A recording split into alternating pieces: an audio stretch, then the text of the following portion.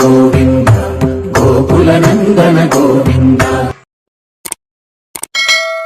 அன்னவயல் புதுவையாண்டாள் அரங்கற்கு பண்ணு திருப்பாவை பல்பதியம் இன்னிசையால் வாடிக் கொடுத்தாள் நற்பாமாலை பூமாலை சூடிக் கொடுத்தாளை சொல்லு. சூடிக் கொடுத்த சுடற்கொடியே தொல்பாவை பாடி அருளவல்லவல் வளையாய் நாடி நீ வேங்கடவர்க்கென்னை விதி என்ற இம்மாற்றம் நாம் கடவா வண்ணமே நல்கு. மார்கழி திங்கள் அனுபவத்திலே ஆண்டாள் நாச்சியார் அருளி செய்திருக்கக்கூடிய திருப்பாவையானது இன்று 30வது பாசுரம். வங்கக் கடல் கடைந்த மாதவனை கேசவனை திங்கள் திருமுகத்துச் செய்யிழையார் சென்றிரஞ்சி அங்கப் பறை கொண்டவாற்றை அணிவுதுவை வைங்கமலத் தந்தெறியல் பட்டர்பிரான் கோதை சொன்ன சங்கத் தமிழ் மாலை 30 தப்பாமே எங்கிப் பரிசுரைப்பார் ஈரிரண்டு மால்வரைத்தோள் செங்கண் திருமுகத்துச் செல்வத் திருமாலால் எங்கும் திருவருள் பெற்று இன்புறுவரெம்பாவாய். வங்கக் கடல் கடைந்த மரக்கலங்களை உடைய ஒரு பெரிய கடலை எம்பெருமான் வாசுகியை கயிறாக கொண்டு மந்திரமலையை மத்தாக வைத்து கொண்டு கடைந்தான். அப்படி கடைகின்ற பொழுது அங்கு இருக்கக்கூடிய மரக்கலங்களுக்கு எந்த விச்சேதம் இல்லாமல் பண்ணினானான். அதை சொல்கிறார். கடைந்த மாதவனை அங்கு கேசவனை என்று கண்ணபிரானை. மாதவன் என்றால் ஸ்ரீயப்பதியான பிராட்டியோடு கூடியிருக்கக்கூடிய மாதவன். கண்ணபிரானை திங்கள் திருமுகத்து செய்யிழையார் சந்திரன் போன்ற அழகிய முகத்தை உடைய செவ்விய ஆபரணங்களை உடைய ஆட்சிகள் செய்யிழையார் சென்று இறைஞ்சி அடைந்து வணங்கி அங்கு அத்திருவாய்ப்பாடியில் பறைகொண்டவாற்றை புருஷாகாரத்தை பெற்ற அந்த விருத்தாந்தத்தை அணிபுதுவை அழகிய செய்வில்லிபுத்தூரிலே அவதரித்து பைங்கமலத் தந்தெறியல் பசுமை பொருந்திய தாமரை மலர்களால் ஆன மாலையை அணிந்து கொண்டிருக்கக்கூடிய குளிர்ந்த மாலை அணிந்து கொண்டிருக்கக்கூடிய பட்டர்பிரான் சாட்சாத் எம்பெருமானுக்கே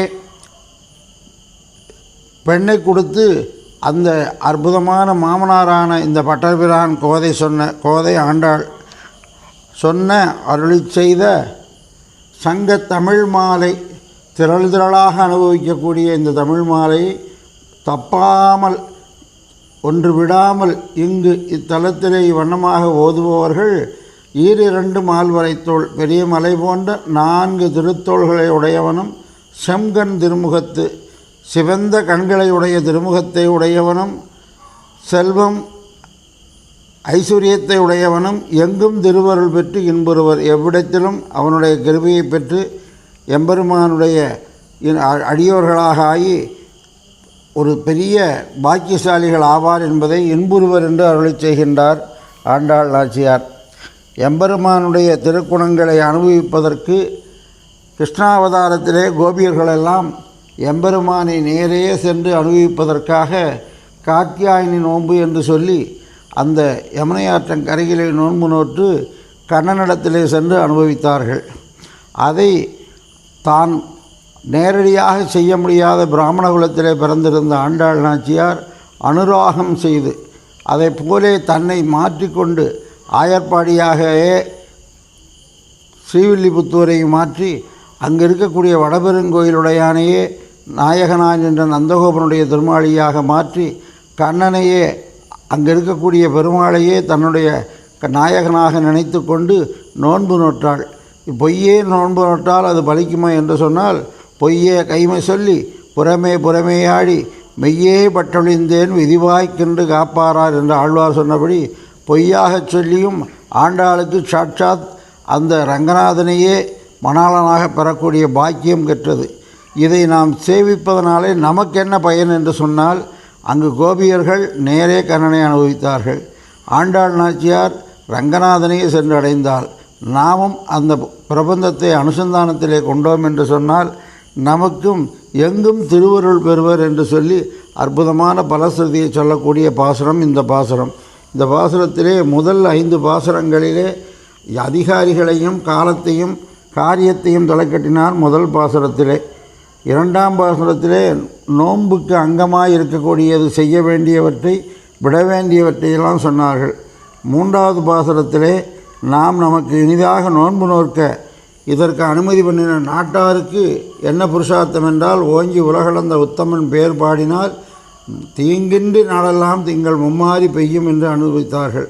4வது பாசுரத்திலே அந்த மழை எப்படி பெய்ய வேண்டும் என்றும், 5வது பாசுரத்திலே அப்பேற்பட்ட எம்பெருமானை அடைவதற்கு நமக்கு தகுதி உண்டா, நம்முடைய பாவங்களெல்லாம் நம்மளை நான் ஒட்ட விடாதே என்று சொல்ல, அப்படியல்ல, அப்பேற்பட்ட மாயனை நீங்கள் சொல்ல தீயினில் தூசாகும் என்று சொல்லி அருள் செய்கின்றார். போய பிழையும் புகுதருவான் நின்றனவும் தீயினில் தூசாகும் செப்பு, நீ சொன்னால் போதும். இதற்காக பெரிய யாக யஜ்யங்கள்லாம் பண்ண வேண்டியதில்லை, அவனை நாமத்தை சொன்னாலே போதும் என்று 5ஆம் பாட்டிலே சொல்லி, அந்த அடியார்கள் 10 அதிகாரி நிஷ்டர்களை, தோழியர்களாக இருக்கக்கூடிய அதிகாரி நிஷ்டர்களை 10 பேரை எழுப்பி கொண்டு நாயகனாய் நின்ற நந்தகோபனுடைய திருமாளிகைக்கு சென்று அங்கு கோயில் காப்பாளனையும் வாசல் காப்பானையும் எழுப்பி, அதற்கு மேலே நந்தகோபர், யசோதை பிராட்டி, கண்ணபிரான், நம்பி மூத்த பிரான் இவர்களை சொல்லும் முறைகளை வலுவாமல் சொல்லி எழுப்பினார்கள். 18ஆம் பாட்டில் நப்பிண்ணை பிராட்டியை பலவாறு புகழ்ந்து எழுப்பி, 19ஆம் பாட்டிலும் 20ஆம் பாட்டிலும் கண்ணபிரானையும் நப்பிண்ணை பிராட்டியும் சேர உணர்த்தினார்கள். 21ஆம் பாட்டிலே எம்பெருமான் ஆற்றப்படைத்தான் மகனே என்று நந்தகோபனுடைய குமாரனாக இருக்கக்கூடிய நீ ஊற்றமுடையவன், உலகிலே பெரியவனாக இருக்கக்கூடியவன், உனக்கு எதிரிகளெல்லாம் உயரத்துக்காக வந்து உன்னுடைய திருவடியிலே விழுந்தார்கள். ஆனால் நாங்கள் உன்னுடைய குணத்துக்கு தோற்றி போற்றியாம் வந்தோம் புகழ்ந்து என்று சொல்லி அனுபவிக்கின்றார்கள். அப்பேற்பட்டவன் நீ எப்பேற்பட்ட உயர்ந்த ஸ்தானத்திலே அங்கன்மா ஞாலத்து அரசர் அபிமான பங்கமாய் வந்து அந்த ஆசனத்திலே எப்படி உனக்கா கீழே அவர்களெல்லாம் பங்கப்பட்டு இருக்கின்றார்களோ அப்பேற்பட்டு நீயும் வந்து செங்கன் சிறுச்சிறிதே எம்மேல் வெளியாவோ, எங்களுக்கு நீ அருள் செய்ய வேண்டும் என்று 22ஆம் பாட்டிலும், நீ எப்பேற்பட்டவன் உயர்ந்தவனாக இருக்கக்கூடியவன், நீ மாறி மலைமுழஞ்சில் மண்ணி கிடந்திருக்கும் சீரி சிங்கமாக இருக்கக்கூடியவன், நீ யாம் வந்த காரியத்தை சிங்காசனத்தில் வீற்றிருந்து ஆராய வேண்டும் என்றும், அவனுடைய வடந்து வந்த அழகை கண்டு 24ஆம் பாட்டிலே அன்று இவ்வுலகம் அளந்தாய் அடிபோற்றி குளம் போற்றி திரள் போற்றி குணம் போற்றி என்று சொல்லி வேல் போற்றி என்று 6 விதமான போற்றுதலை சொன்னார்கள். 25ஆம் பாட்டிலே அப்பேற்பட்ட எம்பெருமான் இருக்கின்றானே, நீ உயர்ந்த குணத்தை உடையவன், நீ ஒருத்திக்கு மகனாக பிறப்பதே, மகன் ஒருவருக்கெல்லாம் மாமேனி பிரான் இப்படி ஒருத்திக்கு மகனாக பிறந்தாய் என்று சொல்லியும், வருத்தம் தீர நீ எங்களுக்கு மகிழ்ச்சி உண்டாக்க நீ திருத்தக்க செல்வமும் சேவகமும் பாடி வந்திருக்கக்கூடிய எங்களை நீ என்ன செய்ய வேணும் தெரியுமா, உன்னுடைய கருணையினாலே எங்களை மகிழ்விக்க வேணும் என்று அருள் செய்கிறார்கள். அதற்கு மேலே என்று நோன்புக்கு வேண்டியவற்றையெல்லாம் மாலே மணிவண்ணா என்ற பாசுரத்திலே பாலண்ண வண்ணத்துன் பாஞ்ச சன்னியம் போன்முள சங்கங்கள் பெரும்பறை பல்லாண்டு செய்ப்பார் கோல விளக்கு கொடி போன்ற வஸ்தையெல்லாம் கேட்கின்றார்கள். அதற்கடுத்து 27ஆம் பாட்டிலே நீ கூடாரை வெல்லக்கூடிய கோவிந்தன் கூடினவர்களுக்கு தோற்கக்கூடியவனாகினாலே எப்படி அந்த சகாதேவனானவன் தன்னுடைய பக்தியினாலே அவரை கட்டிவிட வேண்டும் என்று சொன்னானாம். என்னை கட்ட முடியுமா என்று சொல்ல தன்னுடைய பக்தியிலே கட்டி முடித்தான். அதே மாதிரி யாராலையும் கட்ட முடியாதவனை எம்பெருமானும் 8 2 என்று சொல்லக்கூடிய 10 பக்தி என்ற கயிற்றினாலே கண்ணினும் சிறுத்தாம்பினால் கட்டுண்ண பண்ணிய பெருமாயனாகினாலே, ஒரு தாய்க்கு ஒரு சின்ன தாம்பு கயிற்றிலே கட்டுண்ண பண்ணி கிடந்தானாகினாலே, அப்பேற்பட்டவன் கோவிந்தன் உந்தன்னை பாடி பறை கொண்டு நாம் பெறக்கூடிய சம்மானம் நாடு புகழும் பரிசினால் நன்றாக சூடகமே தோல்வளையே தோடைய செவிப்பூவே என்று சொல்லி, இந்த ஆத்மாவுக்கு என்னென்ன அலங்காரங்கள் வேண்டுமோ அதையெல்லாம் நீ எங்களுக்கு பூட்ட யாம் அணிவோம் என்று சொல்லி, எப்படி ஒரு சொரூப ஞானம் உடைய ஒரு சிஷ்யனானவன் ஆச்சாரியன் எட்ட வழக்காக இருக்க வேண்டுமே தவிர, அவர்கள் பூட்டியதனாலே தான் அந்த நகைக்கு ஏற்றமாம். ஒரு கணவனுக்கு ஒரு மாங்கல்ய தாரணத்தை பூட்டிவிடக்கூடிய மணாவளன் பூட்டிவிட்டான் என்று சொன்னால், தன் வாழ்நாள் முழுவதும் அதை பொன்னே போல போற்றுவது போலே ஆச்சாரியனாலே நமக்கு இடப்படக்கூடிய சங்கு சக்கராதிகளை அப்படி போற்ற வேண்டும் என்பதை 27வது பாட்டிலே நாங்கள் ஆடை உடுப்போம் என்று சொல்லியும், அதன் பின்னே பார்ச்சோறு மூட நெய் பெய்து முழங்கை வழிபார கூடியிருந்து அடியார்களோடு கூடியிருக்க வேண்டும். எம்பெருமானோடு கூடுவதை காட்டிலும் அடியார்களோடு கூடுவது தான் சிறந்ததாகினாலே கூடியிருந்து உந்தனோடு உங்களையோடு நாங்களும் அடியார்களும் கூடி இருக்க வேண்டும் என்று குளிர்க்க, அப்போது தான் உனக்கும் குளிர்ச்சி எங்களுக்கும் குளிர்ச்சி என்று அருளை செய்கின்றார்கள். அதற்கு மேலே இவ்வளவு ஞானம் உள்ளவர்களாக பேசக்கூடிய நீங்கள் உங்களிடத்தில் ஆச்சார அனுஷ்டானங்கள் ஏதாவது உண்டா என்ன? இல்லை. கறவைகள் பின் செல்வோம், அறிவொன்றுமில்லாத ஆய்குலத்தவர்கள். நான் அப்பேற்பட்டவங்களுக்கு உங்களுக்கு எப்படி இந்த ஆசை வந்தது என்று சொன்னால், உந்தன்னை பிறவி பெருந்தனை புண்ணியம் பெற்றிருக்கின்றோம். நீ குறைவொன்றும் இல்லாதவன், நாங்கள் நிறைவொன்றும் இல்லாதவர்கள். எனவே இப்பேற்பட்ட நிலையில் இருக்கக்கூடிய எங்களுக்கு உன்னை பிறவி பெருந்தனை புண்ணியம் யாமுடையோம். உன்னுடைய பிறப்பு எங்களுடைய குலத்திலே வந்து பிறந்திருக்கின்றாய். எனவே இறைவா, நீதான் இறைவன், எல்லா வஸ்துக்களுக்கும் காரண வஸ்துவாக இருக்கக்கூடியவனாகினாலே நீ தாராய் பறை என்று சொல்லி முதல் பாட்டிலே, அதாவது எம்பெருமானை அடைவதற்காக பறை வேண்டுகிறார்கள். பறை பெறுவதற்காகத்தானா இந்த யாகம் என்று சொன்னால், அந்த நோன்பு என்று சொல்லக்கூடிய விரதம் எதற்காக இடுகிறார்கள் என்று சொன்னால், எம்பெருமானிடத்திலே சென்று அவனிடத்திலே நாராயணனே நமக்கே பறை தருவான் என்று முதல் பாசுரத்திலே சொன்னபடி இங்கும் பறையை கேட்கின்றார்கள். முதலிலே கேட்டதும் நாராயணனாய் இருக்கக்கூடிய எம்பெருமானிடத்திலே சென்று அவனுக்கு தொண்டே செய்து தொழுது வழியொழுக வேண்டும் என்பதும், இங்கு கடைசியிலே பாசுரத்திலேயும் கூட எம்பெருமானே நீ எங்களுக்கு பறை தர வேண்டும், உந்தன்னோடு உற்றோமேயாவோம், உனக்கே நாம் ஆட்செய்வோம் என்று சொல்லி அடுத்த பாசுரத்திலே எம்பெருமானுக்கு சிற்றஞ்சிறுகாலே வந்து உன்னுடைய திருவடியிலே நாங்கள் கிடைக்கின்றோமே, நீ ஆட்செய்ய வேண்டும் என்று இந்த நேரத்திலே இந்த எனக்காகவும் இல்லாமல் எனக்கும் மற்றவர்களுக்காகவும் இல்லாமல் உனக்கே நாம் ஆட்செய்வோம், மற்றனங் காமங்கள் மாற்று என்று அருளி செய்தார்கள் 29 பாசுரத்திலே. இன்றைய பாசுரமாக இருக்கக்கூடிய வங்க கடல் கடைந்த மாதவனை கேசவனை திங்கள் திருமுகத்து சேயிழையார் சென்று இறைஞ்சி என்ன செய்கிறார் என்றால், கடல்களை கடைந்து அதனாலே அங்கு என்ன வந்தது என்று சொன்னால், மந்தரமலையை கொண்டு வாசுகியை கொட்டி கடந்த பொழுது அங்கு அமுதம் வந்ததாம். அந்த அமுதை யாருக்கு கொடுத்தார் என்றால், கேசவன் என்று சொல்லி பிரம்மருத்ராதி தேவர்களுக்கு கொடுத்தானாம். அமிழ்தில் வந்த தேவியாய் இருக்கக்கூடிய பிராட்டியை மாதவனை யார் பெற்றால்?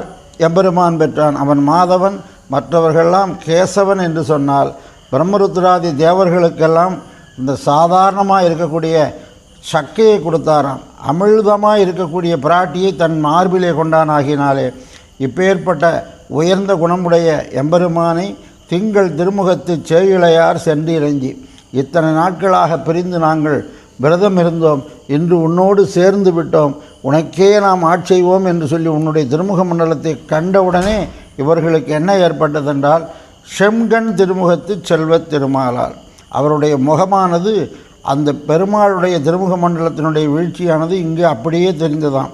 அங்கு அப்பறை கொண்ட ஆற்றை சென்று இறைஞ்சி நாங்கள் திருமுகத்து சேயிழையார் சென்று இறைஞ்சி அங்கு பறை கொண்ட ஆற்றை, அது இங்கு பறை என்று சொல்லக்கூடியது எம்பெருமானுக்கு தொண்டு செய்யது. அதை நாங்கள் எங்கே பெற்றோம் என்று சொன்னால், ஒரே காரணம்தான், அணிபுதுவை பைங்கமல தந்தரியல் பட்டர்பிரான். அந்த ஆச்சாரியன் இருக்கின்றானே, கோதை நாச்சியாருக்கு ஆச்சாரியன் தன்னுடைய தகப்பனாரே. அப்பேற்பட்ட எம்பெருமானுக்கு தொண்டு செய்வதற்கும் ஆச்சாரிய சம்பந்தம் இருந்தால்தான் அது சொரூபமாகினாலே பைங்கமல தந்தரியல் பட்டர்பிரான் கோதை சொன்ன சங்கத் தமிழ் மாலை. இது தனித்து அனுபவிக்கக்கூடியதல்ல, சங்கமாக கூட்டமாக அனுபவிக்கக்கூடியதாகினாலே சங்கத் தமிழ் மாலை 30 தப்பாமே ஒன்று விடாமல் ரத்னாகாரத்திலே ஒரு முத்து உதிர்ந்தாலும் அது பார்ப்பதற்கு அழகாக இருக்காது. அதுபோலே அதாவது 30 தப்பாமே இங்கு பரிசுரைப்பார் 2 மால் வரைத்தோள். இப்பேற்பட்ட இந்த திருப்பாவை அனுசந்தானத்திலே கொண்டோம் என்று சொன்னால், திருமால் இருக்கின்றாரே, அவர் 2 தோளோடு தான் நமக்கு காட்சி கொடுப்பதாக வந்திருப்பார். ஆனால் திருப்பாவையை கேட்டவனை 2 4 4 16 16 ஆனது அப்படியே 64 என்று அப்படியே பெருகி கொண்டே செல்லுமாம். 2 மால் வரைத்தோள் 2 அப்படியே பெருகி கொண்டே செல்லுமாகினாலே அது எவ்வளவு என்று சொன்னால், தோள்கள் 1000 முடிகள் 1000 துணைமலர் கண்கள் 1000 என்று சொல்லி 1000 என்று சொன்னது ஒரு கணக்குக்காகத்தான். கணக்கே இல்லாத 1000 இருக்கக்கூடிய அவனுடைய வடிவழகை சொல்லுகிறார்கள். சங்கத் தமிழ் மாலை 30 தப்பாது இங்கு பரிசுரைப்பார் 2 மால் வரைத்தோள் செங்கன் திருமுகத்து செல்வத் திருமாலால் அந்த பெருமாள் இருக்கின்றானே அவன் திருமால். மற்றவர்களுக்கு திருவிழா தேவரை தேரேன்மென் தேவு என்றார்.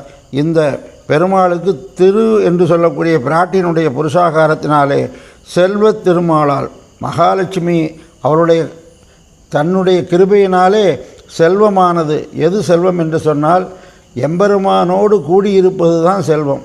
சீதா பிராட்டிக்கு எது அயோத்தி என்று சொன்னால் ராமனோடு கூடியிருந்தது தான்.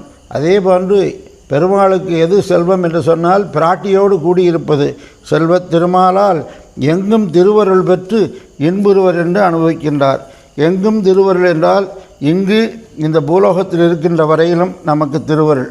அதற்கு மேலே பரமபதம் என்று சொல்லக்கூடிய அங்கு சென்றாலும் அங்கும் கைங்கரியம்தான். அடியார்கள் குழாங்கள் அலகோலக்கம் இருக்க ஆனந்தமயமான மண்டபத்தில் நடுவாக வீற்றிருக்கும் நாரணனை கடுகி அடியார்களோடு சேர்ந்து அனுபவிக்கக்கூடிய அந்த திருவருளையும் இந்த பாசுரத்தை செவிப்பதனாலே கிட்டும் என்று ஆண்டாள் ஒரு பலசுருதியை சொன்னார்கள். பலசுருதி என்று சொன்னால் இதை சொன்னால் இது கிடைக்கும் என்பதல்ல. கண்டிப்பாக தாயார் சொல்லாவிட்டாலும் கிட்டும். ஆனாலும் நமக்கு ஒரு நம்பிக்கை உண்டாக்குவதற்காக சொல்லியுள்ளார். இதை சொன்னால் நமக்கு என்ன கிடைக்கும் என்றால் கன்றிழைந்த தலைநாகு தோற்கன்றை மடுக்க அதுக்கும் இறங்குமா போலே என்று பட்டர் அருளி செய்தார். இந்த பாசுரத்தை நாம் சொன்னால் பெருமாள் நமக்கு அருள்வாரா என்றால், ஒரு பசுவானது ஒரு கன்றுக்குட்டி ஈன்றது. அந்த கன்றுக்குட்டி எதிர்பாராமல் இறந்து போக அந்த பால் கறவையாளன் என்ன செய்தான் என்றால் அதனுடைய தோலை எடுத்து பாடம் செய்து உள்ளே வைக்கோல் பிள்ளை துணித்து அதை கொண்டு வந்து முன்னாடி நிறுத்துவானாம். அதை பார்த்தவுடனே அந்த பசுவானது இந்த தோல் கன்று என்று தெரிந்தும் அதை பார்த்து பார்த்து தான் சுரந்து பாலை கொடுப்பது போலே நம் போன்றவர்கள் தோல் கன்று தான். நமக்கு ஆச்சாரம் அனுஷ்டானம் என்று சொல்லக்கூடியது பிராட்டியாக இருக்கக்கூடிய பூமி பிராட்டியினுடைய அம்சமான ஆண்டாள் அளவுக்கு இல்லை, அந்த கோபியர்கள் அளவுக்கு இல்லை. ஆனாலும் பொய்யே செய்யக்கூடிய நமக்கும் அருள் எப்படி செய்வான் என்றால் இந்த தோல்கன்றைக்கு இறங்கக்கூடிய அந்த பசுவை போலே எம்பெருமானும் நம்முடைய பாசுரங்கள் இவள் பாசுரம் கேட்டவாறே திருவுள்ளம் முகக்கும் திருப்பாவை அனுசந்தானம் செய்ய இது ஆண்டாளே சாதிப்பது போலே எம்பெருமான் உகந்து அதை அனுபவிக்கக்கூடிய. அதனால தான் நம்ம திருப்பாவை சேவிக்கிற பொழுது கவனக்குறைவாக இல்லாமல் எழுத்துப்பிழை இல்லாமல், ஏனென்றால் இது ஆண்டாள் சாதிப்பது. சாதிக்க ஆரம்பிக்கிற பொழுதே திருப்பாவை மார்கழி திங்கள் என்று ஆரம்பிக்காமல் திங்கள் மதி நிறைந்த நன்னாளால் என்று ஆரம்பிப்பார்கள் முதல் வரியிலே. அந்த மார்கழி என்ற சொல்லை சாட்சாத் பிராட்டியாக இருக்கக்கூடிய ஆண்டாளே வந்து சொல்லுவதாக ஐதீகமாகினாலே, அது மட்டுமல்ல இந்த பாசுரங்களை முழுவதும் அனுபவிக்கின்ற பொழுது பிராட்டி அங்கே இருந்து தானும் அனுபவிப்பது போலே நாம் கொள்வதனால தான் ஆச்சார அனுஷ்டானங்களோடு எம்பெருமானுடைய திருமுகம் வளர்ச்சிக்காக இந்த பாசுரங்களை அருளி செய்ய வேண்டும் என்று அருளி செய்கின்றார்கள். இந்த பாசுரத்திலே சிறந்த, அதாவது சொரூப ஞானத்தை உண்டு பண்ணுவதற்காகவே இந்த திருப்பாவை அருளி செய்யப்பட்டது. முதல் பாசுரத்திலிருந்து அவர்கள் எங்காவது குளத்துக்கு சென்றார்களா அல்லது ஆற்றுக்கு சென்றார்களா நீராடினார்களா என்று சொன்னால் நீராட்டம் என்று மாறாட்டமாக சொல்லப்பட்டது. இது முழுக்க முழுக்க எம்பெருமானை அனுபவிக்கக்கூடிய ஸ்வரூப ஞானத்தை உணர்த்துவது. இந்த ஸ்வரூப ஞானம் எப்பொழுது வரும்? ஆச்சாரிய சம்பந்தத்தாலே வரும்.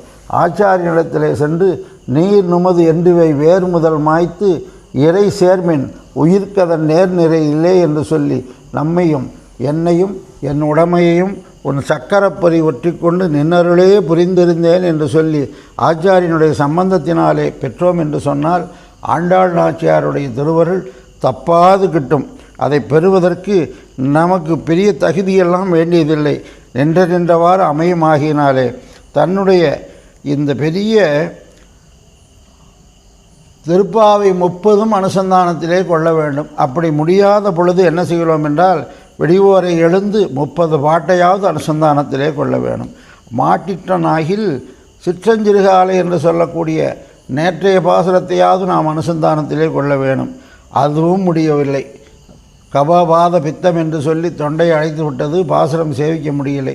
அந்த நிலையிலும் நாம் இருந்த நிலை திருப்பாவை காலட்சேபம் கேட்டது, திருப்பாவை அனுசந்தானத்திலே கொண்டது, திருப்பாவை சந்தை கேட்டது. சந்தை என்று சொன்னால் ஆச்சாரியன் அல்லது சதாச்சாரியன் 300 சொல்ல அதை ஒரு முறை கேட்டு 3 முறை திரும்ப திரும்ப சொல்ல வேண்டும். அது இப்பொழுது யூடியூப்பில் கூட வந்து கொண்டிருக்கிறது. அதை நாம் கேட்டு திருந்தி பிழையில்லாமல் சேவித்தோம் என்று சொன்னால் ஆண்டாளுடைய திருமுக மண்டலம் மலரும், பெருமாளுடைய திருமுகமும் மலர்ந்து நமக்கு அருள் செய்வான். ஆகினாலே, அதாவது பிரியமான எம்பெருமானுக்கு பிரியமானவள் பிராட்டி, அந்த பிராட்டியிலும் பிரியமாக இருக்கக்கூடியவள் ஆண்டாள் நாச்சியார். ஏனென்று கேட்டால் இந்த பூவுலகத்திலே வந்து அடியார்களை திருத்தி பணிகொள்வதற்காக வந்தாள். பிராட்டியானவள் தன்னுடைய மார்பிலே ஏறி அமர்ந்து கொண்டாள். ஆனால் பூமி பிராட்டி அப்படி இல்லாமல் வைகுந்த வான் போகன் தன்னை இகழ்ந்து ஆழ்வார் திருமகளாக வந்து அவதரித்தாளாகினாலே ஆண்டாளிடத்தில் எம்பெருமானுக்கு ஒரு தனி பிரீதி உண்டு. அப்பேற்பட்ட ஆண்டாளுடைய திருப்பாவை நம் அனுசந்தானத்திலே கொண்டோம் என்று சொன்னால், எப்படி ஆண்டாளானவள் சாட்சாத் ஸ்ரீ ரங்கநாதனையே கலியுகத்திலே அர்ச்சாவதாரத்திலே அர்ச்சா சமாதியை கடந்து அவனை ஏற்றுக்கொண்டான் என்று சொன்னால், திருப்பானாழ்வார் ஆண்டாள் நாச்சியார் 2 பேரையுமே தன்னுடைய திருவடி கீழே ஏற்று தான் தீர இரும்புண்ட நீரது போல என் ஆறுயிரை ஆறப்பருக எனக்கு ஆறாமுதாயே என்று ஆழ்வார் சொன்னதை அப்படியே நடத்தி காட்டினார். அந்த திருக்கல்யாணத்தை மீண்டும் உலகறிய சென்று அந்த ஸ்ரீவில்லிபுத்தூரிலே நடத்தி காட்டினாராகினாலே அப்பேற்பட்ட ஆண்டாளுடைய அந்த திருப்பாவை அனுசந்தானம் செய்தோம் என்று சொன்னால் நல்ல வாயும் நன்மக்களை பெற்று மகிழ்வரே என்று அனுபவித்தார்கள். திருக்குறுகூரிலே நம்மாழ்வார் அவதாரத்துக்கு உடையநங்கையானவள் தொடர்ந்து திருப்பாவை அனுசந்தானம் செய்தார் என்று சொல்லி குருபரம்பரை பிரபாவத்திலே உள்ளது. திருப்பாவையினுடைய காலம் தொல்பாவை, அது முன்பு யுகத்திலேயே திருப்பாவை இருந்திருக்கிறது. அதனால தான் பொய்கை பூதன் பேயார் புகழ்மழிசை ஐயன் அருள்மாறன் சேரலகோன், அதன் பிறகு தான் துடிய பட்டநாதன். அந்த பட்டநாதனுக்கு பிறந்த பிள்ளை ஆண்டாள். அவள் அருள் செய்த திருப்பாவையை எப்படி நம்மாழ்வார் காலத்துக்கு முந்தி அவருடைய தாயார் அனுசந்தானத்திலே கொண்டிருப்பார் என்று சொன்னால், அது சென்ற யுகத்திலே போன கலியுகத்திலே அனுபவித்து வந்த ஆண்டாள் நாச்சியார் அவதாரம் செய்து நமக்கு அளித்த அந்த திருப்பாவையானது அதனுடைய குணம், அதனுடைய புகழானது அடுத்த கலியுகம் அளவரும் எப்படி ராமனுடைய பெருமை அடுத்த நரசிம்ம அவதாரம் வரையிலும் பரவி இருந்ததோ அதே மாதிரி ஆண்டாளுடைய திருப்பாவையானது தொல்பாவை பாடி அருளவல்ல பல்வளையா என்று அனுசந்தானத்திலே கொள்ளுவது போலே பெரிய சிறப்புடைய திருப்பாவை. நாமும் குழந்தை இல்லாதவர்கள் அதை சேவித்து நல்ல குழந்தை வாயும் நன்மக்களை பெறுவர்கள். அதே மாதிரி இந்த திருப்பாவை அனுசந்தானத்திலே கொண்டு நாச்சியார் திருமொழியையும் நாம் அனுசந்தானத்திலே கொண்டோம் என்று சொன்னால், வாரணம் 1000 சூழ வலம் செய்து என்று சொல்லி அந்த 10 பாசனங்களை நாம் அனுசந்தானத்திலே கொண்டோம் என்று சொன்னால், நித்திய அனுசந்தானத்திலே நல்ல வேதம் வல்லவர்களிடத்திலே கற்று பிழையில்லாமல் சொன்னோம் என்று சொன்னால், வாயும் நன்மக்களை பெற்று மகிழ்வரை. மக்கள் பெற வேண்டும் என்றால் திருமணமாகும்.